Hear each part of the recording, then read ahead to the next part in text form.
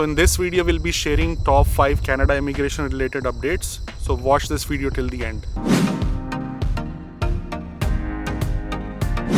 If you're coming to the channel for the first time and you haven't subscribed the channel, we definitely recommend that you subscribe because we keep posting videos about Canada immigration. So if you want to stay updated, click on subscribe. First update. As you know, Canada has really good refugee-friendly immigration programs and they welcome refugees with open arms. So the first update is related to that. Canada welcomed its first group of Afghan immigrants to Canada last week.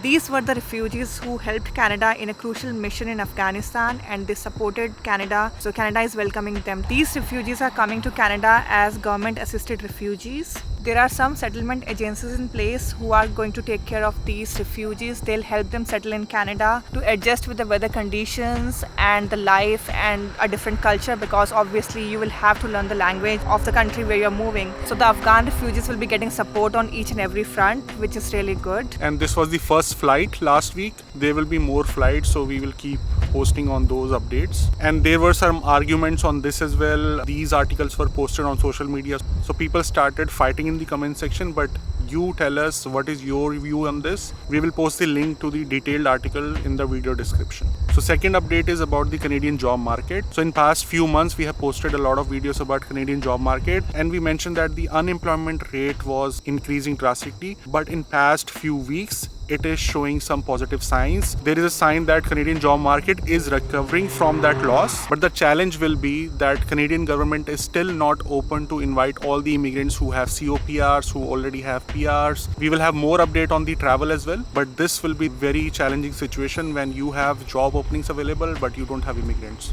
So one aspect is that people who have COPR who are eligible to move to Canada will not be able to move for few more months. But the other aspect is, will people think about moving to Canada now after this pandemic? I would say yes, because in past few months, Canada has shown drastic improvement in terms of managing this pandemic, in terms of vaccination, in terms of banning the flights, in terms of taking strict measures to reduce the spread of COVID. So I would say Canada has done a good job. If I talk about past 7-8 months, so I'm sure that people will be able to compare Canadian government work as compared to other countries. So I won't say that will be a problem. But restricting the travel ban, not inviting people who already have the COPR may impact this situation where we have a lot of job openings, but not many people to fulfill those jobs. If we talk about numbers, along with the public sector jobs, private sector jobs are also ramping up. We have seen an increase of 123,000 new jobs in July.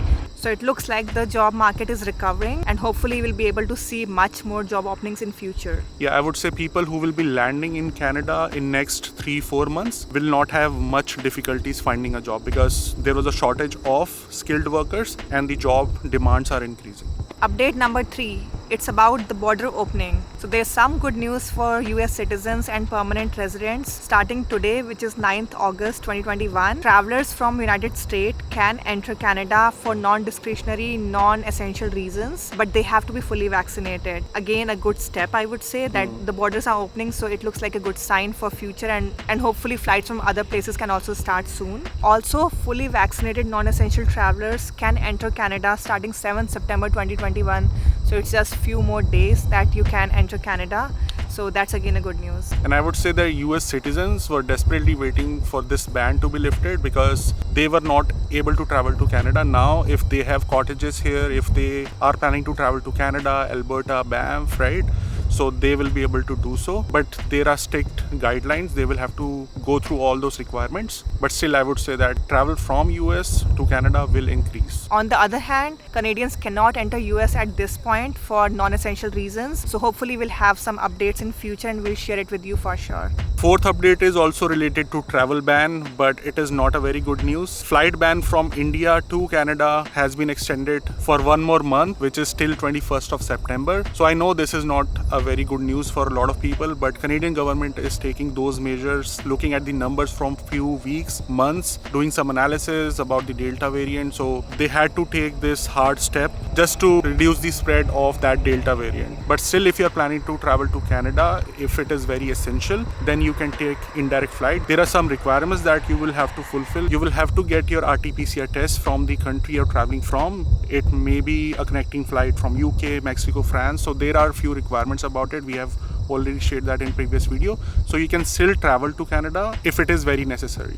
But we will just recommend if it is non-essential, if it is not an urgent travel, just stay where you are, because there are still talks going on about the fourth wave of COVID and this Delta variant as well. So situation may go anywhere. It may get flipped to the positive or negative side. Just stay where you are. Just be on standby right now. Fifth update is about the express entry draws. Despite all these travel ban, travel restriction, express entry draws are still happening, not for FSW but for PNP CEC. They cannot stop that, because you know that target is to invite 400,000 people to Canada this year and 1 million people in next 3 years. So FSW draws are dependent on this pandemic, all these situation about COVID and these Delta variants, but CEC and PNP draws are still happening. So Manpreet will be able to share that detail. So there were 2 draws that happened in last 4 weeks. There was one on 22nd July and it was a CEC draw. The cutoff was 357 and 4,500 ITAs were issued, but this was only for inland candidates. And the second draw happened on 5th of August. It was again a CEC draw. The cutoff was 404 and there were 3,000 ITAs that were issued to CEC candidates. As I mentioned, draws are already happening. Draws are not stopping, like CEC, PNP draws are happening. And these are big draws, like 4,500 people are sent ITAs. So situation is not good for FSW candidates, but for CEC candidates who are already here in Canada, maybe they studied in Canada, it is good for them. The CRS is getting dropped for CEC. So in a way it is working for some group of people, right? See, for CEC candidates it's working out, but for FSW candidates as well, I'm sure that in few months you might hear some good news.